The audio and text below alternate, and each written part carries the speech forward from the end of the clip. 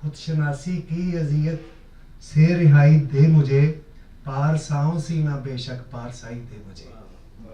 اور ایک شعر اور بھی ان کے نام کروں گا، علامہ صاحب کا شعر ہے کہ مانا کہ تیری دید کے قابل نہیں ہوں میں، میرا شوق دیکھ میرا انتظار دیکھ.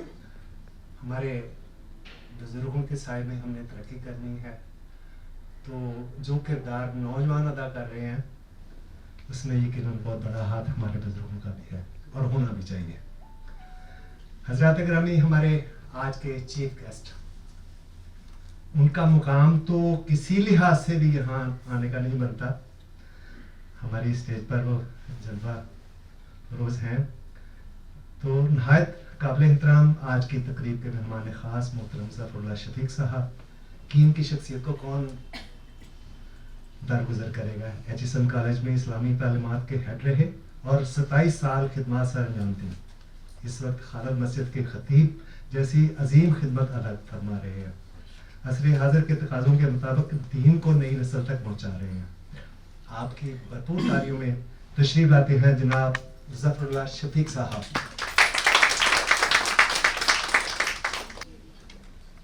نحمده ونصلي ونسلم على رسوله الكريم، اما بعد.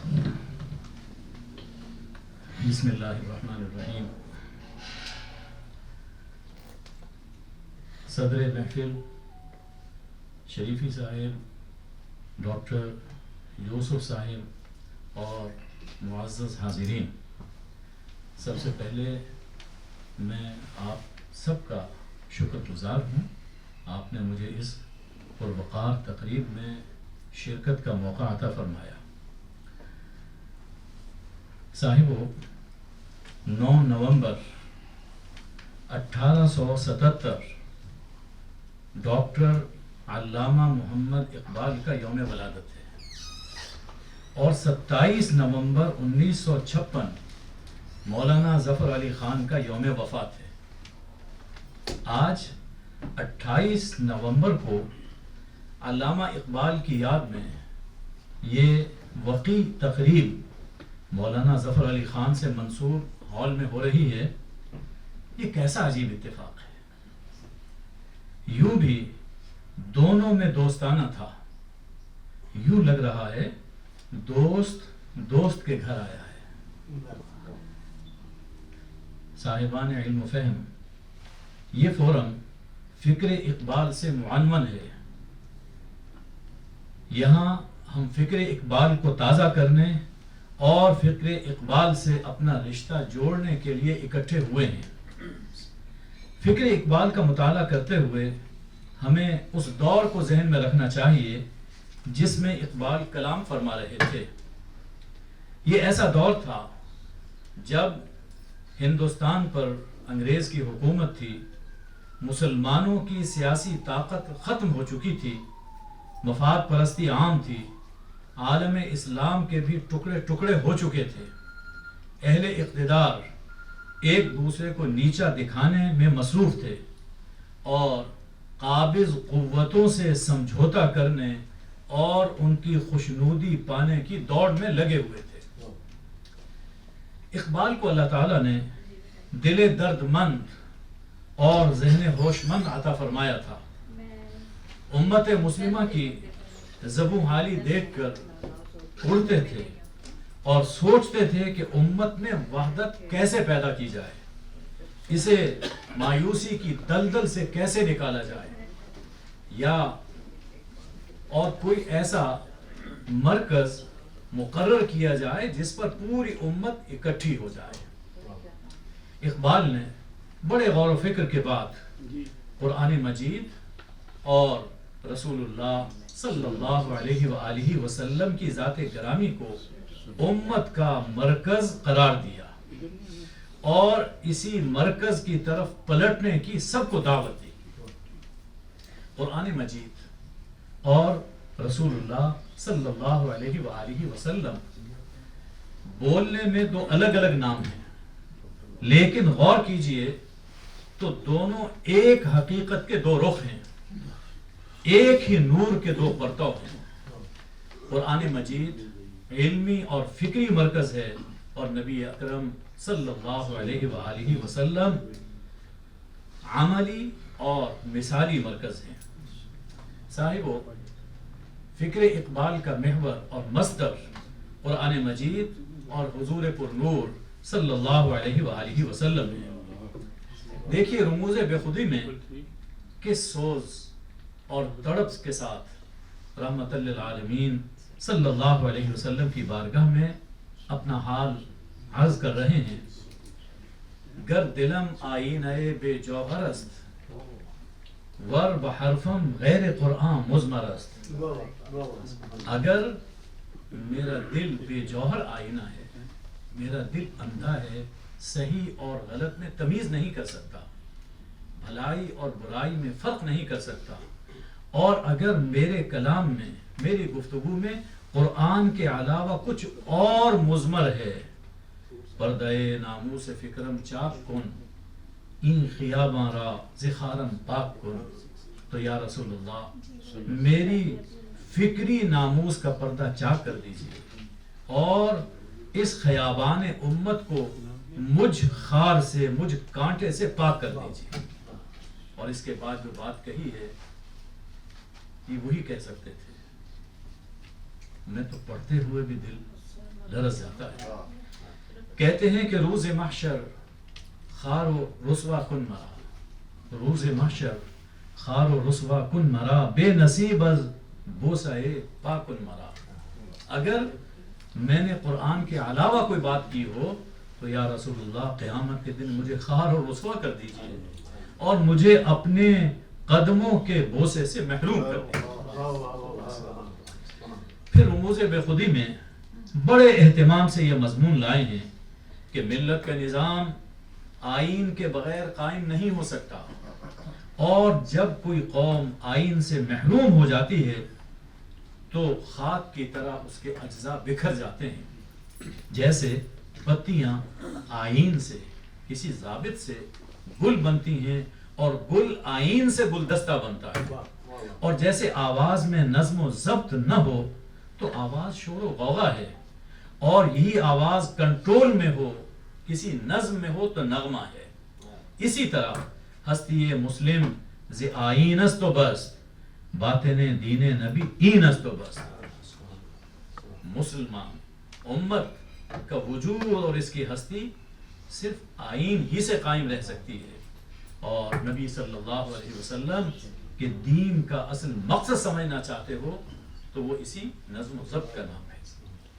پھر فرماتے ہیں آئین کی بات کی، اب فرماتے ہیں تو ہمیں دانی کہ آئین تو چیز، تو ہمیں دانی کہ آئین تو چیز، زیر گردوں سر تمکین تو چیز۔ اے مسلم تم جانتے ہو کہ تمہارا آئین کیا ہے، اور اس آسمان کے نیچے تمہارے اقتدار اور تمہارے وقار کا راز کیا ہے۔ آن کتاب زندہ قرآن حکیم، حکمت او لا یزال است و قدیم۔ یہ آئین، یہ کتاب زندہ ہے، یہ قرآن ہے جس کی حکمت، جس کی دانش ابدی ہمیشہ سے ہے اور ہمیشہ رہنے والی ہے۔ نسخہ اسرار تکوین حیات، بے ثبات از قوتش گیرت ثبات، جو تکوین حیات، تکوین کائنات، تکوین زندگی کے اسرار کا بھید کھولتی ہے، اور جس کتاب پہ عمل کر کے بے ثبات ثبات حاصل کر سکتا ہے۔ نوع انسان را پیام آخری حامل او رحمت للعالمین، رہزنا از حفظ او رہبر شدن، از کتاب صاحب دفتر شدن۔ اس کے بعد غافل قوم کو جھنجھوڑتے ہوئے فرماتے ہیں اے گرفتار رسوم ایمان تو، شیوہ کافری زندان تو، گر تمی خواہی مسلمان زیستن، نیست ممکن جز بقرآن زیستن۔ اے بندہ مسلم، اگر تم مسلم کے طور پر زندہ رہنا چاہتے ہو کہ قرآن کے بغیر ممکن نہیں۔ اب وہ بات اسی طرف نہ نکل جائے۔ یا دیکھیے اقبال نے کہا کہ میرا مصدر، میری فکر کا محور قرآن ہے۔ سورہ عنکبوت میں آیہ کریمہ ہے وَأُمِرْتُ أَنْ أَكُونَ مِنَ الْمُسْلِمِينَ وَأَنْ أَتْلُوَ الْقُرْآنَ۔ حضور اکرم صلی اللہ علیہ وآلہ وسلم کی زبان مبارک سے یہ کہا گیا کہ آپ یہ کہہ دیجئے کہ مجھے حکم ملا ہے کہ میں بندہ مسلم بن کر جیوں اور میں قرآن کی تلاوت کرتا رہوں. مجھے ایسا لگا کہ اقبال کا شعر اس آیا کی روشنی میں ہے کہ گر تو می خواہی مسلمان زیستن نیست ممکن جز بقرآن زیستن. تو از تلاوت بر تو حق دارد کتاب تو ازو کامے کی می خواہی بیا. کتاب کا تم پر حق ہے کہ اس کی تلاوت کرتے رہو اور جو مقصد چاہتے ہو جو کامیابی چاہتے ہو تمہیں اس کتاب سے ملے گی. فاش گویم آنچے در دل مزمر است این کتاب نیست چیزیں دیگر است. میں دل کی بات آج تمہیں کھل کے کہہ رہا ہوں. یہ کتاب نہیں ہے جیسے کتاب سمجھتے ہو, یہ ویسی کتاب نہیں ہے. یہ کتاب نہیں ہے, یہ کچھ اور ہی چیز ہے. یہ وہ چیز ہے کہ جو انسان کے دل میں ایک انقلاب, ایک ولولہ, ایک جوش اور ایک دبدبہ پیدا کر دیتی ہے, جو دنیا کو اور کائنات کو تسخیر کرنے کی راہ پہ چل پڑتا ہے.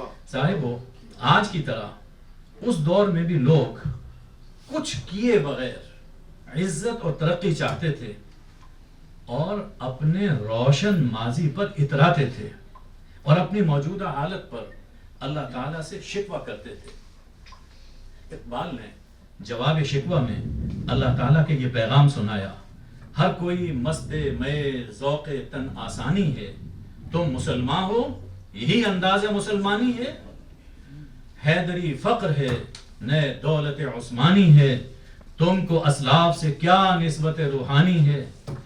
وہ زمانے میں معزز تھے مسلمان ہو کر اور تم خار ہوئے تارک قرآن ہو کر.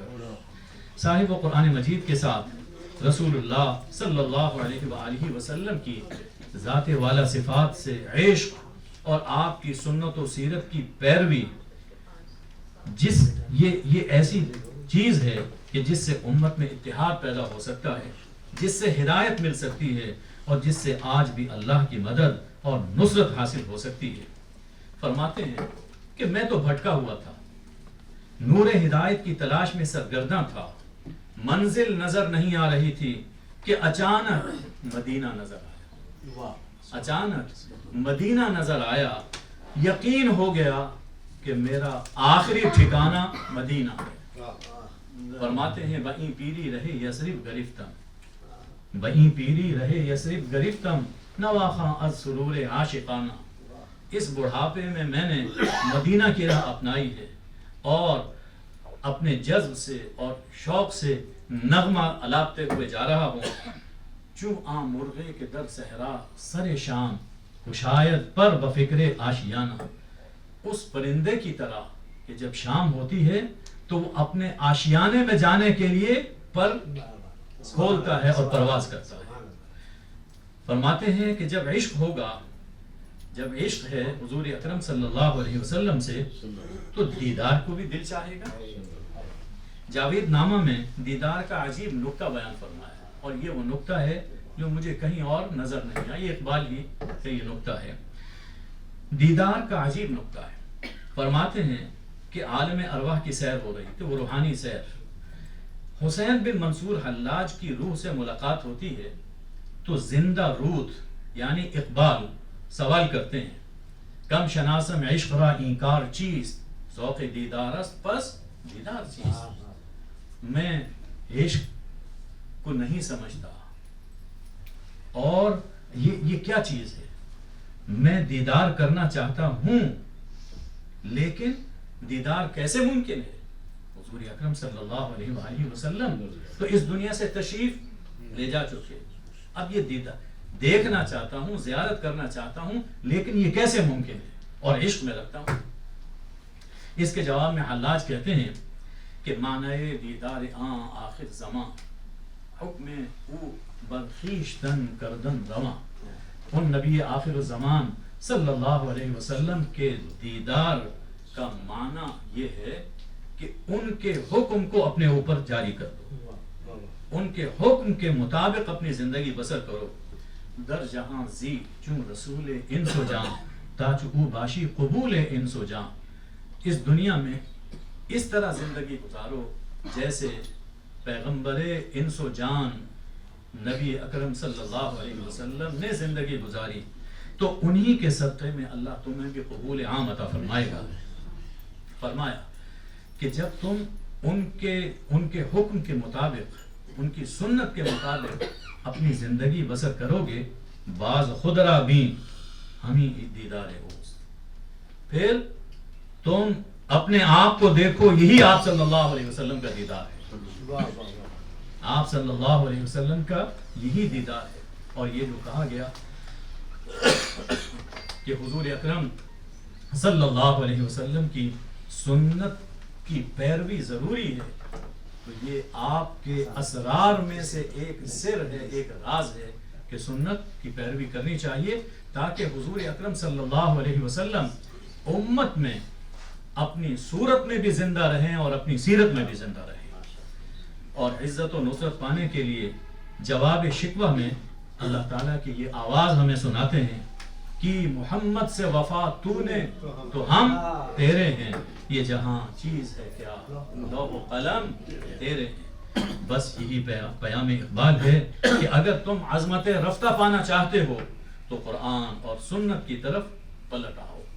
مجھے بہت خوشی ہے کہ فکر اقبال ایک صحیح سمت میں کام کر رہی ہے اور ہمارے ڈاکٹر یوسف صاحب نے حضور اکرم صلی اللہ علیہ وسلم کی منظوم سیرت مرتب کی ہے.